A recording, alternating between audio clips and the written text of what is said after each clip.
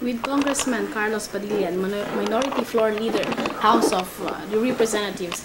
Congressman, ano po ba ang magiging implikasyon po nito sa susunod na taon, na lalo na po ito pong kaso ni Congressman Mark Jimenez at ito pong si Justice Secretary Nani Perez? Ano po ba sa tingin nyo mangyayari ngayon at nagkakaroon po ng ganitong mga kaguluhan sa mga opisyal po ng ating bansa?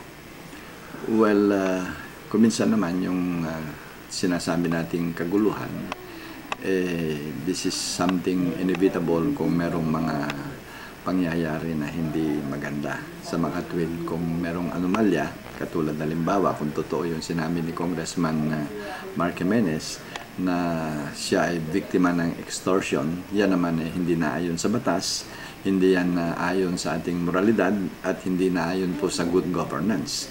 Kaya palagay ko, karapatan lang niya na magsumbong hindi lamang sa bayan kundi sa mga korte natin. Ang inaasahan nga sana natin, ang ombudsman magkaroon ng masusing investigasyon at gumawa ng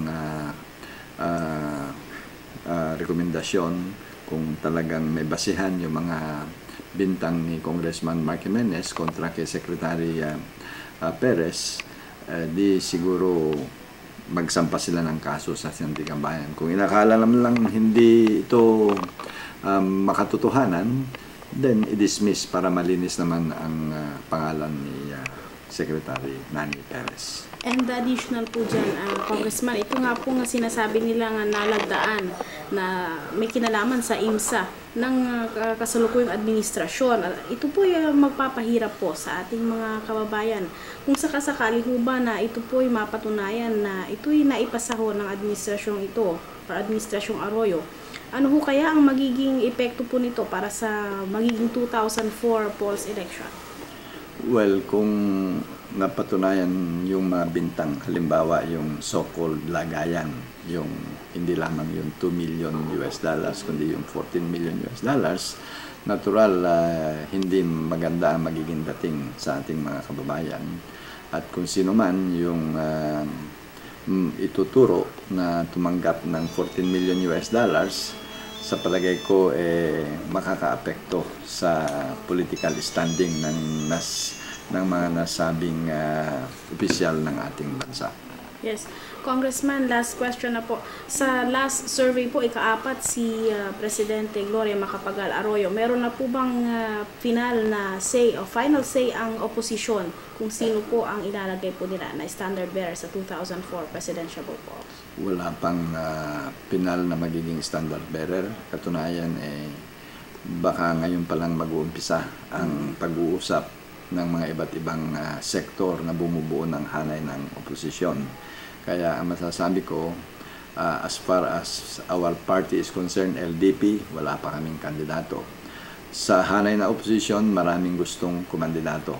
Pero sino sa kanila ang magiging kandidato ng oposisyon, hindi natin malaman. Pangalawa, hindi rin natin malaman kung magkakasundo ang opposition o hindi.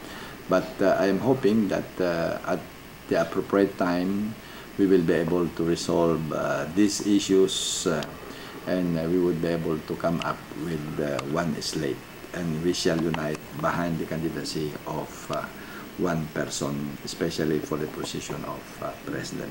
One very last. Overwhelming po ang pangalan ng lahat ng oposisyon sa lahat po ng pwesto po sa susunod na halalan. Ano po ang masasabi po natin dyan? Dahil naghihirap daw po ang mga kababayan po na ito daw po ang pinakamahirap na kalagayan daw po. Ano po masasabi? Well, kung halimbawa nangunguna ang mga kandidato sa hanay na oposisyon sa lahat na survey, ito'y indikasyon lamang na hindi konforme ang ating mga kababayan sa mga ginagawa ng kasalukuyang administrasyon.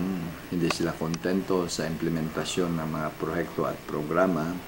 At siguro ito'y isang wake-up call na rin para sa ganon ang kasalukuyang Pangulo ay mag-double time, magtrabaho ng husto, kumayod ng husto, para sa ganon matugunan ang ekspektasyon ng masang Pilipino. Thank you very much po, sir.